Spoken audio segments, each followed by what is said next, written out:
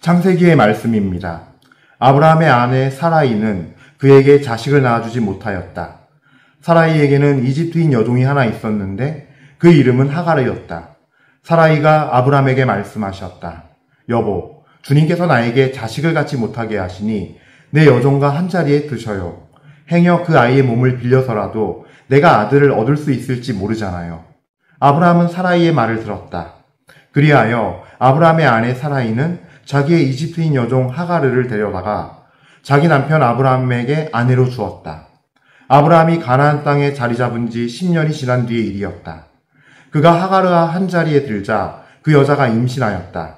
그 여자는 자기가 임신한 것을 알고서 제 여주인을 업신여겼다. 그래서 사라이가 아브라함에게 말하였다. 내가 이렇게 부당한 일을 겪는 것은 당신 책임이에요. 내가 내 여종을 당신 품 안에 안겨주었는데 이 여종은 자기가 임신한 것을 알고서 나를 업신여긴답니다. 아, 주님께서 나와 당신 사이의 시비를 가려주셨으면. 아브라함이 사라이에게 말하였다. 여보, 당신의 여종이니 당신 손에 달려있지 않소. 당신 좋을 대로 하구려. 그리하여 사라이가 하가르를 구박하니 하가르는 사라이를 피하여 도망쳤다. 주님의 천사가 광야에 있는 샘터에서 하가르를 만났다. 그것은 수르로 가는 길가에 있는 샘이었다. 그 천사가 사라이의 여종 하가르야, 어디에서 와서 어디로 가는 길이냐 하고 묻자 그가 대답하였다. 저의 여주인 사라이를 피하여 도망치는 길입니다. 주님의 천사가 그에게 말하였다. 너의 여주인에게 돌아가서 그에게 복종하여라. 주님의 천사가 다시 그에게 말하였다. 내가 너의 후손을 셀 수 없을 만큼 번성하게 해주겠다. 주님의 천사가 또 그에게 말하였다. 보라, 너는 임신한 몸, 이제 아들을 낳으리니 그 이름을 이스마엘이라 하여라. 내가 고통 속에서 부르짖는 소리를 주님께서 들으셨다. 그는 들나귀 같은 사람이 되리라. 그는 모든 일을 치려고 손을 들고 모든 이는 그를 치려고 손을 들리라. 그는 자기의 모든 형제들에게 맞서 혼자 살아가리라. 하가르는 아브라함에게 아들을 낳아주었다.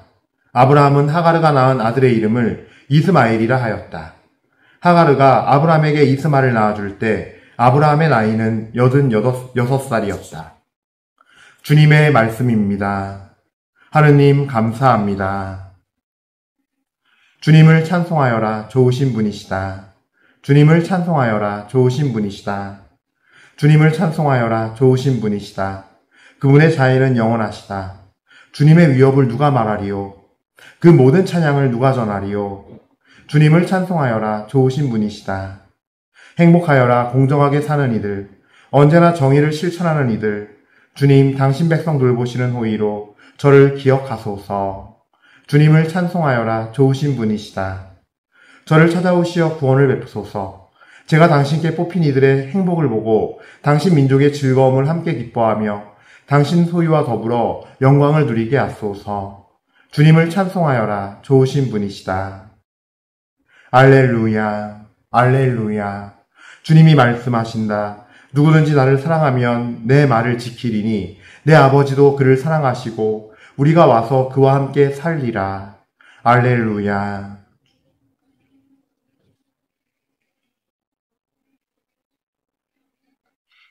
주님께서 여러분과 함께 또한 사제의 영과 함께 마테오가 전한 거룩한 복음입니다. 주님 영광 받으소서. 그때 예수님께서 제자들에게 말씀하셨다. 나에게 주님 주님 한다고 모두 하늘나라에 들어가는 것이 아니다. 하늘에 계신 내 아버지의 뜻을 실행하는 이라야 들어간다. 그날에 많은 사람이 나에게 주님 주님 저희가 주님의 이름으로 예언을 하고 주님의 이름으로 마귀를 쫓아내고 주님의 이름으로 많은 기적을 일으키지 않았습니까? 하고 말할 것이다. 그때 나는 그들에게 나는 너희를 도무지 알지 못한다. 내게서 물러를 가라. 불법을 일삼는 자들아 하고 선언할 것이다. 그러므로 나의 이 말을 듣고 실행하는 이는 모두 자기 집을 반석 위에 지은 슬기로운 사람과 같을 것이다. 비가 내려 강물이 밀려오고 바람이 불어 그 집에 들이쳤지만 무너지지 않았다. 반석 위에 세워졌기 때문이다. 그러나 나의 이 말을 듣고 실행하지 않는 자는 모두 자기 집을 모래 위에 지은 어리석은 사람과 같다. 비가 내려 강물이 밀려오고 바람이 불어 그 집에 휘몰아치자 무너져 버렸다. 완전히 무너지고 말았다. 예수님께서 이 말씀들을 마치시자 군중은 그분의 가르침에 몹시 놀랐다. 그분께서 자기들의 율법학자들과는 달리 권위를 가지고 가르치셨기 때문이다. 주님의 말씀입니다. 그리스도님 찬미합니다. 참미예수님, 은효 1830 교회 여러분들, 그래요. 또 이렇게 제가 자주는 못하고 요즘에 일이 많다 보니까 이렇게 또 뭐 조금 해서 좀 저도 마음이 많이 아쉬운데 제가 좀 더 부지런히 주님께 순종해야겠죠. 그래서 정말 여러분들과 함께 이 만남의 시간을 잘 가져볼까 하고 먼저 우리 주님의 이름을 찬미드리면서 시작하겠습니다. 주님 홀로 영광 받으시고 저희 부족한 저희를 위해서 저희를 통해서 오직 당신의 거룩하심이 당신의 크신 영광이 드러나소서 찬미드립니다. 아멘. 오늘 제가 이 말씀을 묵상하면서 창세기 말씀을 좀 나누고 싶은 마음이 들었어요. 아브라함에 관한 이야기인데 사실 이 아브라함의 생애를 잘 보면은 우리가 어떻게 이제 하나님과 관계를 맺어 나가면서 살아가야 할지. 그러니까 아브라함도 되게 순종의 여정이거든요. 사실은 집과 고향 또 친족들과 가족들을 떠나 나와서 이제 가나안 땅에서의 여정이 한참 지금 이루어지고 있는 걸 우리가 독서 말씀으로 듣잖아요. 근데 이 여정을 보면 우리가 신앙 안에서 배우고 익혀야 되고 알아둬야 할 어떤 영적인 것들이 많아요. 알아두면 너무 좋을 것들이. 그래서 함께 나누도록 하겠습니다. 오늘 독서 말씀만 집중하진 않고 이 창세기의 여러 부분들을 좀 넓게 보면서 함께 이 아브라함과 주님과의 관계를 보도록 할 거예요. 자, 오늘 우리는 창세기 말씀 16장 1절부터 12절, 15절부터 16절까지 말씀을 듣고 있는데요. 이 내용이 근데 굉장히 아브라함도 보면 굉장히 하나님을 열심히 따른다고는 하지만 이렇게 잘못들을 저질러요. 실수를 저지르고 잘못들을 저지르는데 근데 그 대표적인 내용 중에 하나예요. 이 16장이 몇 가지가 있는데 근데 이제 재미있는 게 있어요. 보면은 아브라함 15장에 보면요. 그러니까 주님께서 아브라함을 딱 이렇게 불러내가지고 바깥에 별을 봐라. 너 바닷가에 모래를 이렇게 헤아려 봐라. 내가 너에게 그렇게 많은 후손을 주겠고 축복해 주겠다면서 이 아브라함과 계약을 맺거든요. 계약을 맺으시면서 또 아마 맞을 거예요. 아마 창세기 15장을 보면은 그 아브라함의 후손들이 나중에 430년 동안 430년간 종살이를 하고 모세가 이제 탈출을 할 거라는 거, 백성들을 이끌고 그거에 대한 미리 큰 어떤 미래의 일을 예언을 해줍니다. 400년간이죠. 430년이 아니라 죄송합니다. 400년 동안 종살이를 할 것이다라는 거. 그리고 다시 와서 이 약속한 땅들을 다 너희 후손들이 차지하게 될 것이다라는 이 정말 아주 중요한 예언의 말씀을 주님의 약속을 받습니다. 그렇게 15장이 아주 웅장하고 주님과 계약을 맺으면서 뭔가 좋은 일이 벌어질 것 같은, 뭔가 잘 풀릴 것 같은, 우리는 그러잖아요. 우리가 어떤 계시나 말씀 받으면 우리는 그다음부터 하나님께서 뭔가 이제 드디어 나에게 정말 자식을 주고 이제 막 자식이 막 번성하고 그렇겠구나. 근데 아브라함은 어때요? 아브라함은 딱 한 명이었어요. 이삭 하나 겨우 받았어요. 그죠? 근데 또 오늘 이 여정 보면요. 재밌는 게 있어요. 그렇게 약속의 메시지야 후손에 관한 엄청난 어떤 그 민족을 이룰 것이며 그 민족들이 400년간 종살이하고 나와서 가나안 땅에 들어가서 정말 그 땅들 다 차지할 것이라는 이런 주님의 아주 중요하고도 웅장한 약속을 받았음에도 불구하고 어떤 일이 벌어져요? 자식을 빨리 갖고 싶은 조바심이 생긴 거죠. 그러니까 여기서 재밌는 게 있어요. 주님께서는 창세기 15장에 분명히 약속하시거든요. 그러니까 아브라함이 하나님께 그랬어요. 저에게 뭘 주시옵니까? 15장 2절에. 전 자식 없이 살아가는 몸입니다. 제 집안의 상속자는 다마스쿠스 사람 엘리에제르가 될 것입니다. 그러니까 자기 종. 나랑 내 아내는 지금 아이도 못 갖고 나이도 많고 뭐 이미 끝났으니 제 종이 그러자 주님께서 하나님께서 말씀하십니다. 그가 너를 상속하지 못할 것이다. 네 몸에서 나온 아이가 너를 상속할 것이다. 그러니까 내 몸에서 나온 아이가라고 약속을 해주시거든요. 그러니까 이제 아마 이런 부분들이 좀 디테일하게 깊이 묵상해보면 아마, 이제 말씀이 성취가 되겠구나. 이 약속을 나에게 이렇게 주시고 계약을 맺으시니 성취가 되겠구나 하면서 희망을 가지고 오늘 와이프 사라이가 이제 한 말을 듣게 되는 거죠. 여보, 주님께서 나에게 자식을 갖지 못하게 하시니 내 여종과 한자리에 두셔요. 행여 그 아이의 몸을 빌려서라도 내가 아들을 얻을 수 있을지 모르잖아요.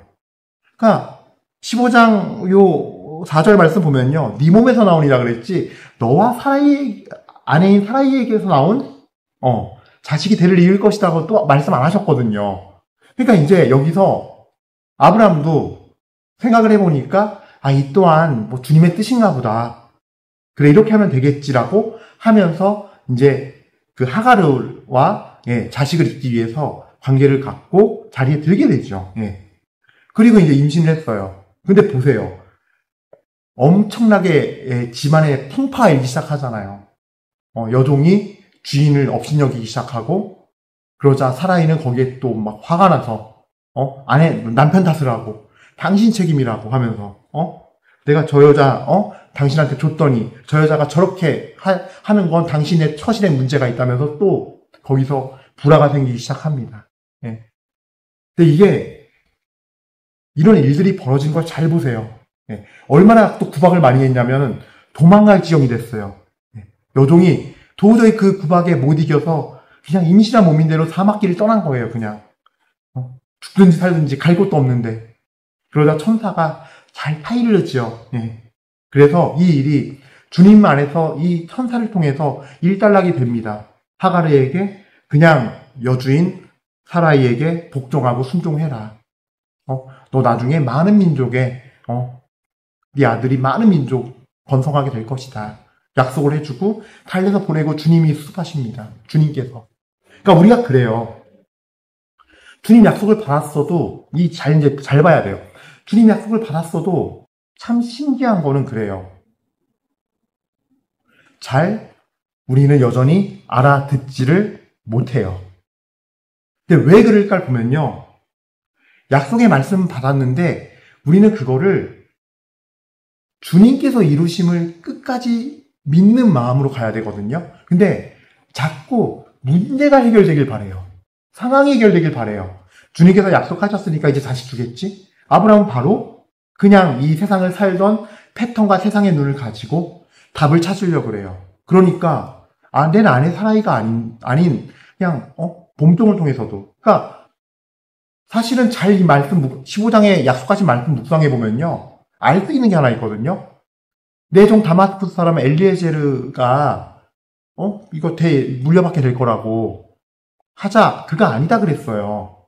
그 얘기는 뭐냐면 엘리에제를 통해서도 안 하듯이 사라이가 아닌 다른 사람을 통해서도 하지 않을 거야라는 말씀은 들리지 않고 인내심이 바닥나 버린 거예요. 이 말씀을 깊이 묵상하면은 좀 더 하나님의 마음을 헤아려 보면 나와 내 아내를 통해서 주겠구나 라는 확신이 있어야 되는데 문제가 앞에 가리우니까 약속은 받았겠다 이루어지겠지 라고 해서 그냥 더 이상 주님과 관계를 갖지 않고 그러니까 주님께 여쭤보지 않는 거예요. 아내가 이렇게 얘기를 하는데 주님 이것이 맞습니까? 저에게 알려주십시오. 당신께서는 저를 지금까지 이끌고 오지 않으셨습니까? 많은 일들을 겪어요. 처음에 말씀 따라 나왔더니 13장, 12장이 보면요. 그의 기근이 들어서 이집트로 피신가게 돼요. 피신가서 이집트 왕한테 왕이 아내를 탐낼까봐 누이라 그러고 넘기고 그래서 자기 아내를 넘기고 그렇게 해서 또 그걸 하나님이 해결해 주시고 또 루시랑 분가했더니 분가하고 뭐 별의별 일이 다 있었어요. 그 가운데서 일하시는 주님, 그 가운데서 때마다 나타나시면서 약속을 계속해 주셨거든요. 줄 거야. 근데 자꾸 상황적인 유혹들이 닥쳐오거든요. 나를 압박하고 그 압박이 이걸 통해서 나에게 주시나 보다라는 잘못된 결론으로 이르게 해요. 하느님의 뜻을 우리는 첫 번째로 끝까지 물어야 돼요. 그 묻는다는 거 안에는 뭐냐면 철저한 신뢰가 있어야 돼요. 철저한 신뢰가. 또 이 다음 장 보면 재밌어요. 이 다음 장을 보면은 다시 또 이런 일이 있고 난 다음에, 이렇게 막 집안에 한번 평파가 일어난 다음에 이제 하느님께서 하신 일이 뭐냐? 준비를 하시는데, 모든 집안과 할례를 받을 것을 명하시면서, 모든 집안에 있는 종들까지도 다 할례를 받고 태어난 지 열흘에 되는 남자들은, 그러니까 아이는 열흘에 만에 할례를 줄 것을 하고, 남종하고 다 해서 할례를 베풀게 돼요. 그게 바로 이제 17장의 말씀이에요. 계약을 맺으면서 할례를 베푸는데, 이 계약은 할례를 맺게 하는 건 뭐냐면, 결국 잘 생각해보면 집안을 정화시키는 거예요. 종들까지 다 주게 하고 하는 거는요, 사실 되게 하나님 앞에 굉장히 어떤 충실한 순종이거든요. 그냥 그날 다 했어요. 남종들을. 혹시라도 누가 쳐들어오면 어떡해요. 이때는 부족 사회였기 때문에, 가문 사회였기 때문에 남자들이 있어야 집안도 일도 하고 집안 지킬 거 아니에요. 근데 다 할례를 베풀었단 말이죠. 그리고 남자들은 다 이제 들어누워 있는데, 그때도 아브라함은 이렇게 순종을 했단 말이에요. 그러니까 이게 반복이 돼요. 그러니까 어떨 땐 이렇게 무식하기까지 순종하고 하나님을 믿으면서, 그 아브라함이 몰랐겠어요. 자기네 집에 도적대 가서 약탈해 가면은 방어할 사람이 없고 여자들도 다 뺏길 수 있는 위험한 상황이 만들어질 텐데 할례했단 말이에요. 그러니까 반복이에요. 지금 보면요. 오늘 미사 독서 때 보면은 아브라함이 성급하게 실수를 범해서 그냥 그것이 주님의 뜻인 줄 알고, 그러면은 진짜 우리 사라이 내 아내에 여종이 있었지. 하나님께서 이렇게 또 문을 여시는구나 라고 착각을 한 거예요. 왜? 문제 해결 중심이 되니까. 17장에는 그렇게 무식하기까지 집안의 남자를 다 할례시킬 정도로, 종들까지 다 할례 베풀 정도로 그렇게 무식하게 순종할 줄 아는 사람이, 아브라함이 그렇게 순종하고 따랐던 사람인 건데, 그게 흔들리는 순간들이 와요. 어느 순간에 주님께 묻지 않고 내가 이렇게 하면 괜찮겠지, 주님께서 이렇게 말씀하셨으니까 라고 하면서 내 뜻이 올라오는데 그것이 내 뜻인 줄 모르고 주님의 뜻대로 가지 않을 때, 그러니까 그렇게 되면은 특징이 뭐냐면요, 확실한 거는 내 뜻이 올라오는 건요, 현실적으로 문제 해결 중심으로 간다는 거예요. 하나님은 되게 다른 방법을 취하세요. 아들 이삭을 하나 주기 위해서 이 다음 16장 끝나 17장엔요, 계약을 맺으면서 할례를 베풀므로써 집안을 깨끗이 정화시켜요. 그리고 나서 18장에 찾아와요. 하느님이 아브라함을 찾아오시고, 그 다음에 그날 찾아오셔서 비로소 아내 사라는 어디 있냐 물어봐요. 그리고 사라를 만나서 내년 이맘때에 네 품에 아들이 있을 것이라고 명확히 말씀하십니다.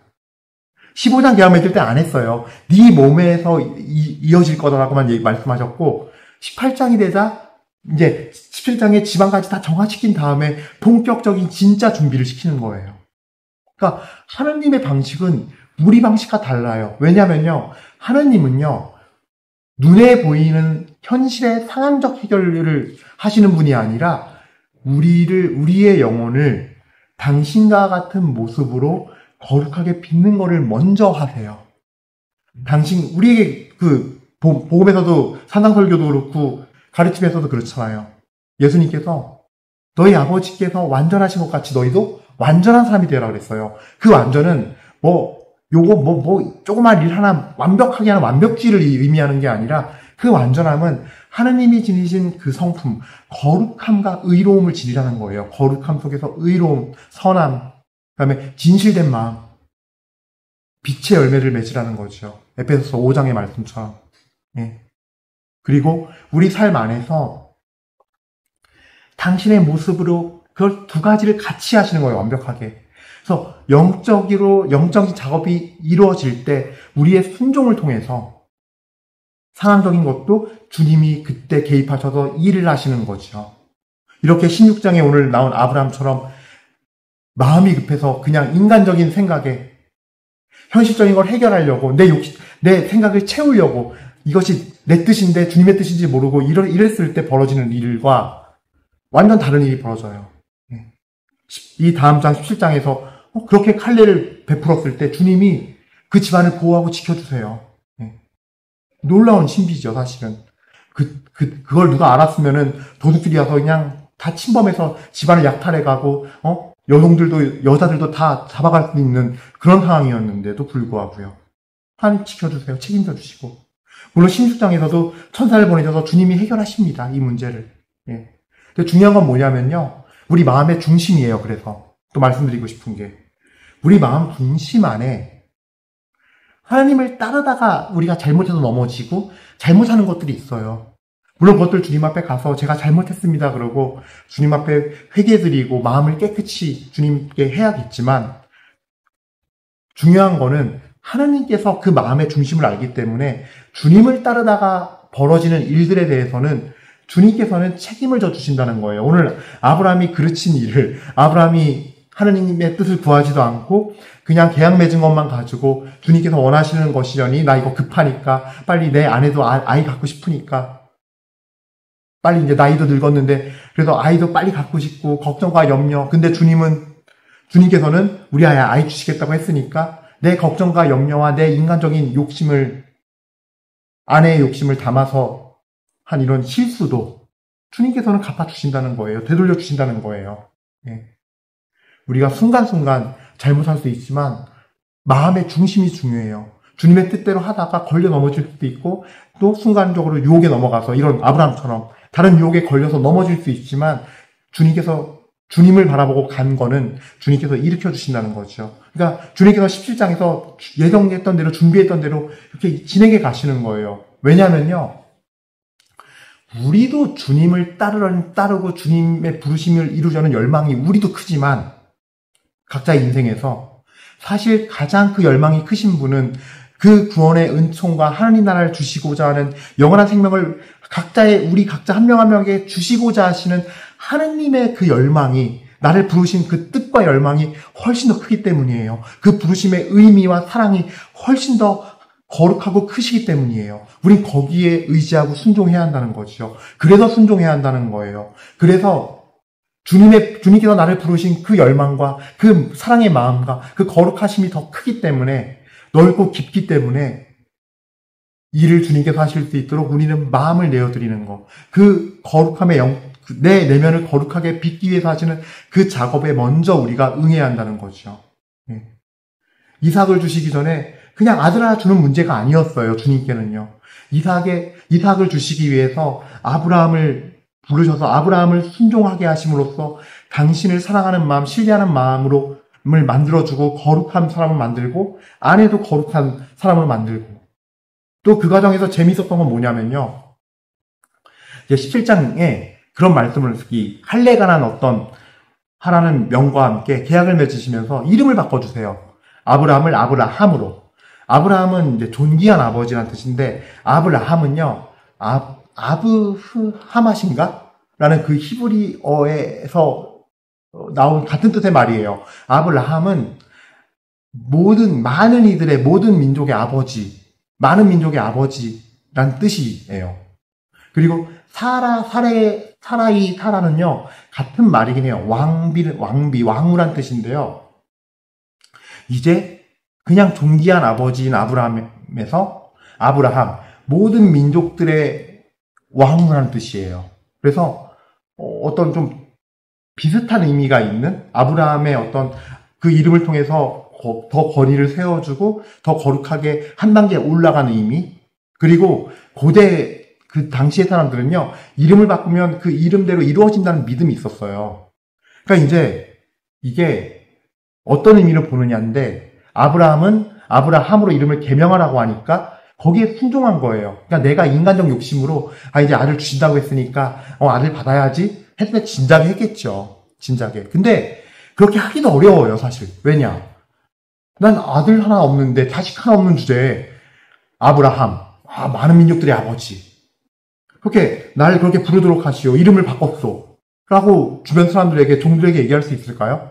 들으면 웃기죠. 아들도 하나 없는 주제, 무슨 자식 하나 없는 주제, 무슨 뭐래? 얼마나 아들 갖고 싶으면 하면서 비웃음거리 될 거니까 사실 내가 스스로 그런 열망이 있어도 나 이름 이제 바꿨으니 이렇게 부르시오. 이 말들 내 이름대로 이루어질 것이오. 라고 할 수는 없다는 거죠.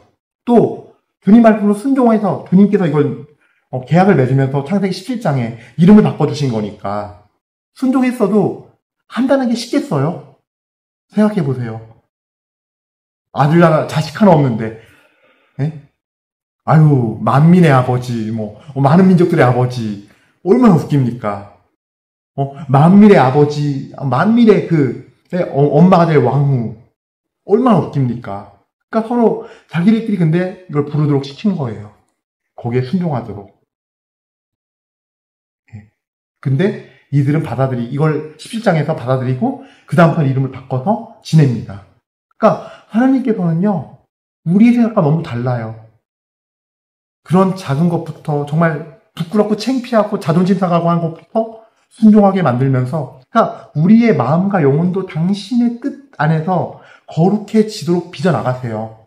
지극히 작아 보이는 걸지 모르겠지만 한평생 자식 없이 산 그 두 부부에게는 그렇게 이름을 그렇게 바꿔 부르라는 거는 쉽지 않은 일이었을 거예요. 아주 그냥 지극히 개인적이고 사소해 보이는 거지만. 근데 하나님은 그러신 분이세요. 개인적이고 사소해 보이는 거지만 그 사람에게는 그 무게가 얼마나 무거운지, 그게 얼마나 힘겨운 일인지를 아는 것들까지도 때로는 우리에게 지키라고 하세요. 그러니까 내가 보기에는 저 사람 보면은 내 입장에서는 그거 하는 게 뭐가 어렵다고? 그거 그냥 자기 못 버려? 자아 못 버려? 라고 하는 게 있지만 그 사람에게는 세상 힘든 일이에요. 또 남들이 나를 봤을 때 아유 좀 버려. 그거 하나 순종 못해? 나 같으면 버리겠다. 할 수 있는 남들 눈에 작아 보이지만 나한테는 태산 같은 게 있거든요.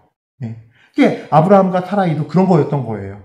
근데 그런 순종을 진행하게 하면서 이 가정 전체를 완전히 주님의 것으로 거룩하게 삼으신 뒤에 창세기 18장에 찾아오셔서 아내에게까지 내년 이맘때 네 품에 아들을 안고 있을 거라고 주시겠다고 때가 이르자 말씀하십니다. 그러니까 아브라함 역시도 이런 거를 그냥 엎어지고 넘어지면서 배우는 거예요. 네. 아브라함 입장에선 15장에 아내 얘기는 없었거든요. 그러니까 내 몸을 통해서 나온다 그랬으니까 내 몸을 통해서 하가를 하고 내가 하가를 해서 자식을 이으면 되겠구나 생각했을 수도 있어요. 네. 어쨌든 정말 우리는 실수하고 넘어지지만 전적으로 주님께 자꾸 물어보면서 가야 돼요. 그래야 실수하고 넘어지는 것들도 덜 할 수밖에 없어요. 또 하다가 실수하고 넘어지는 걸 허락하시는 것도 주님이시니 그분을 철저히 신뢰해야 돼요. 예. 불렀으면 완벽하게 하시지 왜 이렇게 넘어지게 하십니까? 우리 입장에서 그럴 수 있어요. 하지만 그 넘어지는 걸 통해서 아직 낮아지지 못하고 미완인 나, 거룩하지 못하고 내 욕심이 있고 두려움에 사로잡혀 있고 뭔가를 못하고 있는 나를 하나님은 일깨워주시거든요. 그러면서 주님 앞에 온전한 자로서 주님의 사람으로서 우리를 빚어주시고 만들어주시는 작업이니까 우리가 하나님을처럼 되기 위해서 너희 아버지께서 완전하신 것까지 같이 너희도 완전한 사람이 되어라. 그 완전한 사람을 우리에게 주시고자 하시는 거니까 우리가 기쁨으로 받아들이면서 이 아브라함의 여정을 위안 삼으면서 우리도 한 걸음 한 걸음 주님께 순종하며 나갑시다. 잠시 묵상하시겠습니다.